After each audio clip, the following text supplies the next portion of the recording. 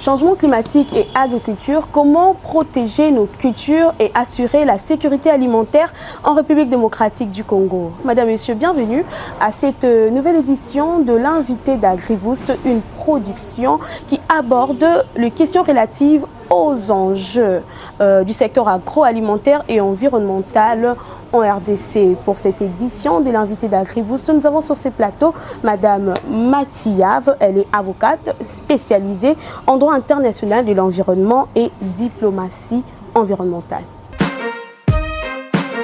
Madame Mathiave, comment définir aujourd'hui le lien existant entre l'environnement et l'agriculture? Ce lien, je pense qu'il est quand même assez étroit parce que lorsqu'on parle d'environnement, on parle de tout ce qu'il y a autour de nous en termes de matière, en termes de ressources, en termes de présence. Et l'agriculture, l'une des bases même de l'agriculture, c'est la terre, c'est le sol. Okay. Et l'environnement comporte aussi la préservation des sols, des écosystèmes.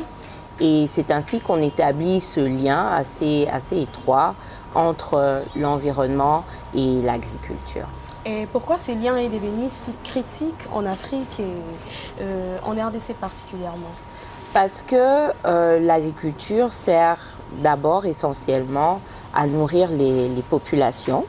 Donc on a besoin de subsistance en tant qu'individu et avec le développement, avec la croissance démographique, l'usage de la terre et sa préservation, conservation devient critique, devient important, devient nécessaire. Aujourd'hui d'ailleurs, on parle de souveraineté alimentaire, on parle de sécurité alimentaire parce que la question de la gestion de nos ressources agricoles est une question qui touche aussi au bien-être des populations.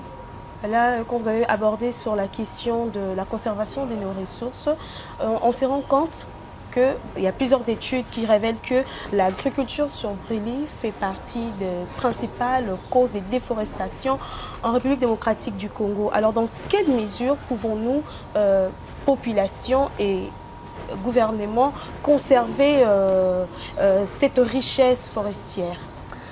Pour moi, dans ma perspective, je pense que l'État doit travailler sur la sensibilisation des populations, mais aussi offrir des alternatives. Aujourd'hui, on parle de plus en plus de systèmes d'agroforesterie. Il faudrait que ce soit encadré, il faudrait que ce soit subventionné, il faudrait que ce soit présenté aux populations en alternative à ce qu'ils ont toujours fait depuis des générations. À côté de ça, la population doit aussi comprendre que sa survie sur le moyen et sur le long terme dépend d'une meilleure gestion des ressources qu'elle a autour d'elle. Donc la société civile doit intervenir dedans, mais le rôle qui revient à l'État, c'est non seulement de s'adresser aux populations, mais de mettre en place un cadre législatif également pour le secteur privé qui fait que cette extraction puisse être réglementée et qu'il puisse y avoir des sanctions pour les personnes qui n'obtempéreraient pas aux réglementations en vigueur. Et si la population, estimant que cette sensibilisation tarde, cette population qui est lui-même consommateur et aussi acteur principal dans la déforestation, comment peut-elle déjà à ce niveau, quel message pouvez-vous leur passer pour pouvoir faire partie d'équité, acteur des déforestations et devenir acteur des conservations? Je pense que la plupart des personnes qui font l'agriculture sur brûlis ne vont pas me suivre à la télé. Mais pour ceux qui le peuvent, je leur demanderai de s'informer sur des manières plus efficaces d'obtenir un rendement agricole plus élevé. Il y a plusieurs méthodes pour atteindre des résultats optimaux en termes d'agriculture, en termes de fertilisation de nos sols.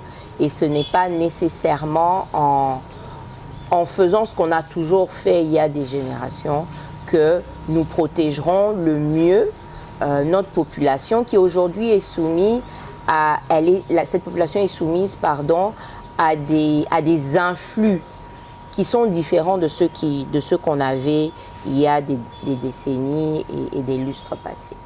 C'était votre dernier mot, Madame Mathiave. Oui. Merci beaucoup pour votre intervention sur ce plateau. Merci à vous, Madame. Nous sommes à la fin de cette édition de l'invité d'AgriBoost qui a abordé sur les relations coexistantes entre l'agriculture et l'environnement. Merci, Madame, Monsieur, de l'avoir suivi. Nous vous invitons de pouvoir rester connectés sur nos différentes plateformes Internet et sur notre chaîne YouTube agriboost.info. À la prochaine.